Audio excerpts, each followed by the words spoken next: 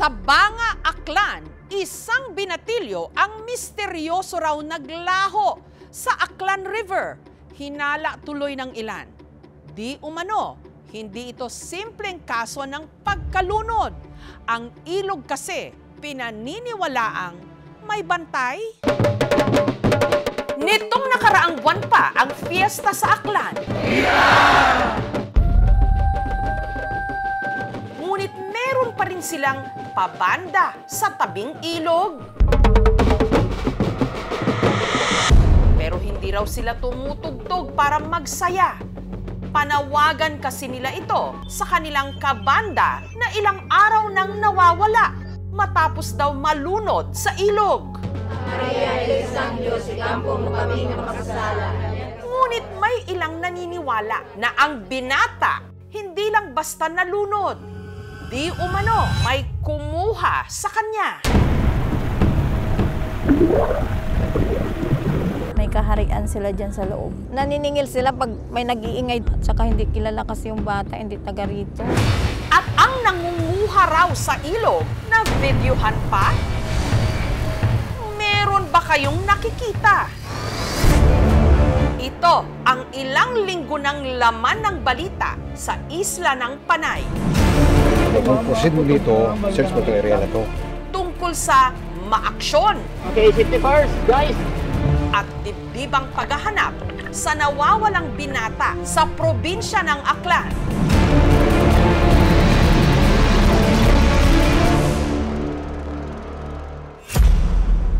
Siya ang 15 anyos na si Jorus, panganay na anak ni Rosebel. January 29 nung nagpaalam daw si Jorus sa kanyang ina. Bukas may dula-dulaan kami doon sa pulo, sabi niya. Pinagsabihan ko pa, sabi ko sa kanila, baka kung saan kayo pupunta, lumingon lang siya sa akin tsaka ngumiti. Pagpatak ng 2:00 ng hapon, May na-receive na lang na text na may nalunod nga mula doon sa area ng pulo.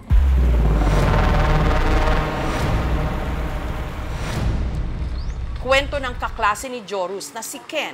Swimming na tayo? Nagkayayaan daw silang maligo sa ilog pagkatapos nilang mag-practice. Nangahas daw silang tumawid sa kabilang bahagi na may layong 500 meters. Kalmado lang yung ilog. Hindi na nga. Dun sa part ng linaw, di kami tumawid kasi alam namin na malalim. At dito kami dumaan sa may baba. Pero bumuhos ang ulan, kaya nagdesisyon silang bumalik. Yung pagtawid namin by 2, si Joros nakasakay na sa likod ni Ains. Napulikat si Ains. Tinulak ni Joros si Ains sa ilalim ng tubig para si Joros yung nasa itaas.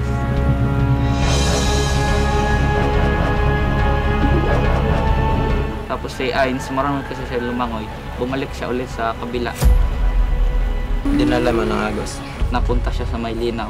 Linangoy ulit ni Drian kung siya sa mismo nawala. Hindi na nakita. Yung team po natin immediately conduct search and rescue operation. Naging challenge lang talaga is yung deep water level doon sa site na sa around 15 to 19 feet. Ang 24 kilometers na Aklan River ang pinakamahabang ilog sa probinsya ng Aklan. Yung Aklan River po natin is one of the violent river here in Panay. Dahil sa lawak at laki nito, hirap silang matukoy kung saan napunta o inagos si Joros. Kaya nagbayanihan ang lahat sa paghahanap. Ito yung mga grupo ng divers, yung mga taga Region 6 na mga taga Philippine Coast Guard.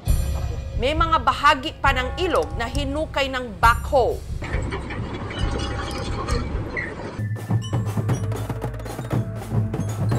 Ang ikalawang araw ng search and rescue operation, kaarawan pa man din ng tatay ni Joros.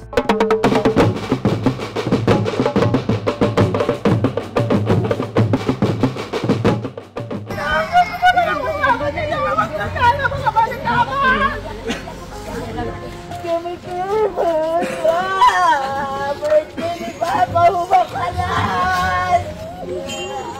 Pa-birthday mo lang sa kay Papa, man!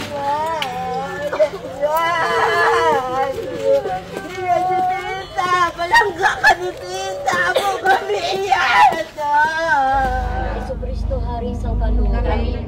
May ilang mga residente na naniniwala na kaya hindi pa rin nakikita ang katawan ni Joros sa ilog dahil meron ritong kumuha. Sa bahagi kasi ng ilog kung saan nawala raw si Joros, di umano may nakatirang kakatwang nilalang. May nakatira dyan na sirena. Sa loob niyan, parang may kaharian. Katunayan, hindi raw si Joros ang una nitong biktima. Dekada 70 pa raw, nung ang nooy 14 anyos na anak ng mag-asawang Luz at Jose, misteryoso rin daw na nawala sa ilog. Punong-puno na yung bangka. Pero nagpumilit siya na sumakay ng bangka. Medyo pumailalim doon sa may sinasabing may bato dyan na kung saan ang tubig ay umiikot dyan, ay nahulog na siya. Siya lang mag-isa ang namatay doon. Ang makapagpapatunay raw na hindi kwentong bayan ang pinaniniwalaan nilang bantay ng ilog, ang lolo ni Ivan na di umano personal pang nakainkwentro ang nilalang. Nakita niya yung sirena umuupo sa bato. Nakipagkaibigan siya sa sirena na yon. Di umano, dinala pangaraw nito ang kanyang lolo sa kaharian nila sa ilalim ng ilog. Pag sumisid sa ilalim, binubuksan siya doon, tapos naghingi siya ng isda doon. Mabait naman daw. Dahil sa mga kwento-kwentong ito, marami na raw albularyo ang dumayo sa ilog para tumulong sa paghahanap. Si Joros na doon sa baba. Parang ayaw siya doon palabasin. Pag lumabas ang Ace of Flower, nasa malayo na yung katawan niya. Pati ang psychic na si Jay Costura, nagtungo ng Aklan. Posibleng doon daw makita yung katawan. Yung search din namin, wala kami nakita eh. Nitong Biyernes, sa muli nilang pagtangkang masisid ang pusod ng ilog, mahanap na kaya nila ang nawawalang si Joros. May napansin po kami na curve doon sa ilalim ng tubig. Malakas po yung current. May butas po siya. At may lumutang ding video na nakuhanan daw ang sinasabing kakatwang nilalang.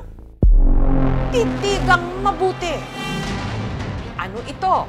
Parang babae na mahaba ang buhok. Parang bantay sila sa tubig. Samantala, may isa pang anggulong tinitignan ang taong bayan. Baka pinatay yan, tapos nilibing nila. May own opinion lang, niyaan nila siyang malunod at tinago ang katawan niya malayo sa river. Kasi may lumalabas na doon ng mga foul play daw. Okay, safety first, guys!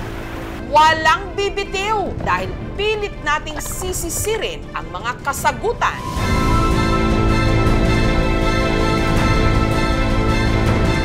Sa aming pagbabalik.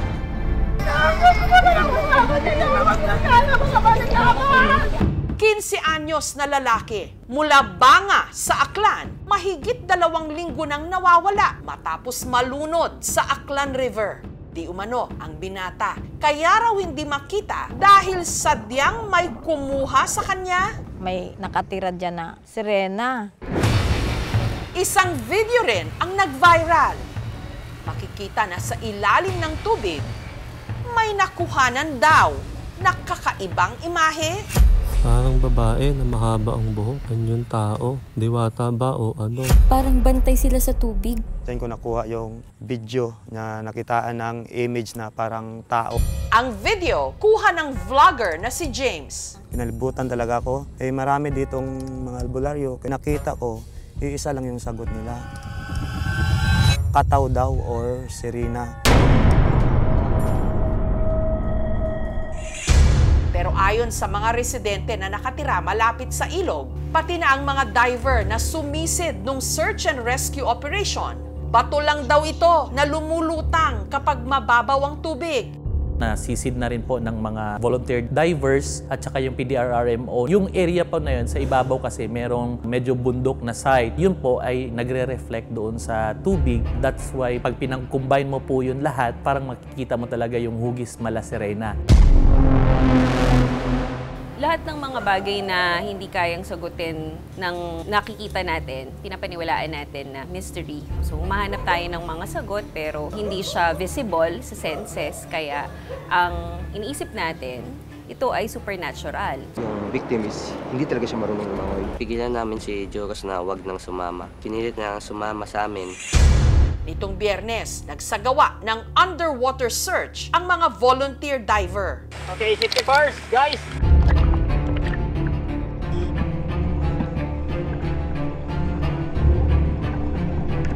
Yung estimate ko po, 1 meter lang po. Pero hindi siya kuwiba na talaga malalim. Diyan yung sinasabi nila mayroong hipo-hipo.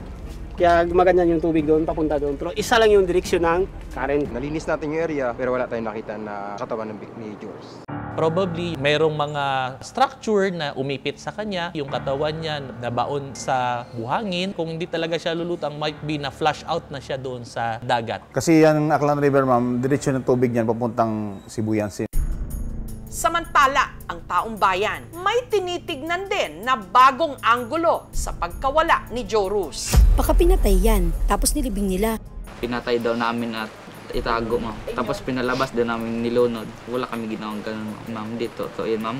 At barkada naman namin, classmate pa namin. Hindi naman namin kayang patayin si Joros. Hindi naman ako naniniwala doon, ma'am. Parang yung isang kasama kasi nila noon, anak ko, parang pinsan niya. Base po sa investigation, we found out na wala namang foul play. Yung mga speculations lumalabas po sa social media, wala po yung basis. Refer na lang po sa pagpo-post ng mga malicious na wala pong batayan kasi po may mga naaapektuhan pong mga individual.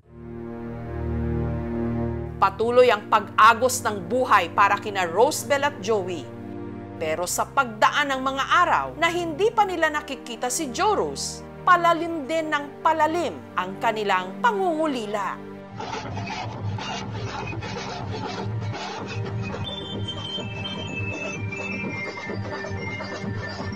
Umuwi na siya.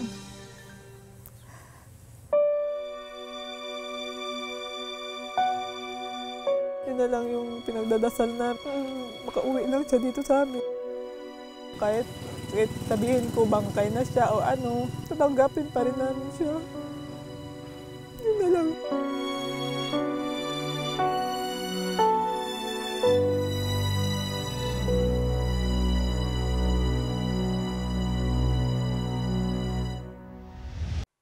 Thank you for watching, mga kapuso. Kung nagustuhan niyo po ang videong ito, subscribe na sa GMA Public Affairs YouTube channel. And don't forget to hit the bell button for our latest updates.